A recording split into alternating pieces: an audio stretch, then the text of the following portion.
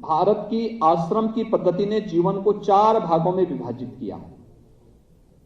एक, सबसे पहला ब्रह्मचर्य आश्रम का, यानी ब्रह्मचर्य आश्रम का मतलब व्यक्ति को जब ज्ञान की साधना में लीन होना है।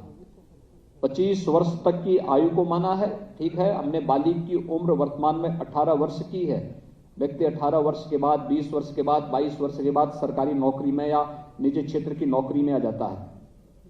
लेकिन 25 वर्ष तक की आयु ये माना गया कि व्यक्ति को सीखने जानने का एक अवसर मिलना चाहिए, उचित अवसर मिलना चाहिए, जिससे वह समाज पर निर्भर होकर के स्वयं के लिए लेता है। लेकिन 25 वर्ष के बाद फिर 25 से 50 वर्ष का आश्रम एक सदगृहस्थ की से गृहस्थ आश्रम के लिए होता है। गृहस्थ आश्रम का मतलब उसने 25 वर्ष समाज से लिए हैं, समाज के योगदान से वो आगे बढ़ा है।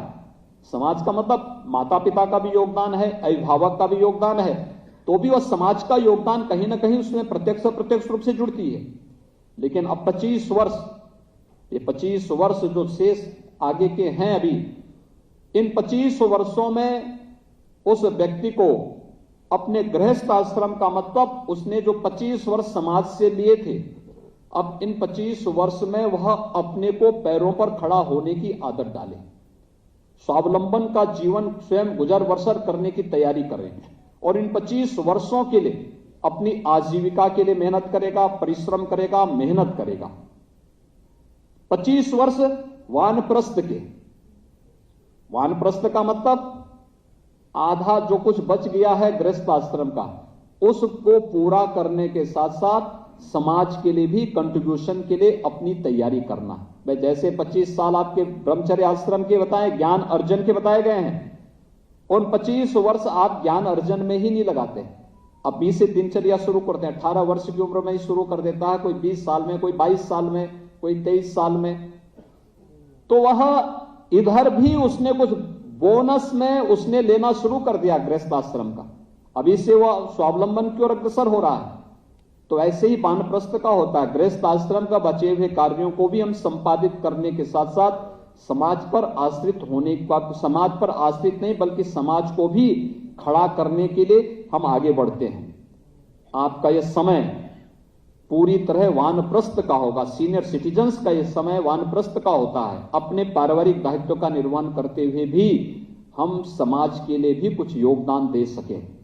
अलग अलग क्षेत्र में अलग अलग व्यक्ति दे सकता है, कोई शिक्षा के क्षेत्र में दे सकता है, कोई स्वास्थ्य के क्षेत्र में दे सकता है, कोई गांव में गरीब कल्याण के क्षेत्र में दे सकता है। शासन की योजनाओं से आप जुड़े रहे हैं तो शासन की योजनाओं का लाभ गांव के लोगों को भी उपलब्ध करवाने में अपना योगदान दे सकते हैं, मोहल्ले के लोगों को दे सकते हैं, स्वच्छ भारत अभियान के साथ जुड़ सकते हैं, या जल संरक्षण के क्षेत्र में कार्य के साथ जुड़ सकते हैं, बेटी बचाओ बेटी पढ़ाओ के साथ हम जुड़ सकते हैं। शासन की विभिन्न योजनाओं का लाभ देने में भी हम अपना योगदान दे सकते हैं।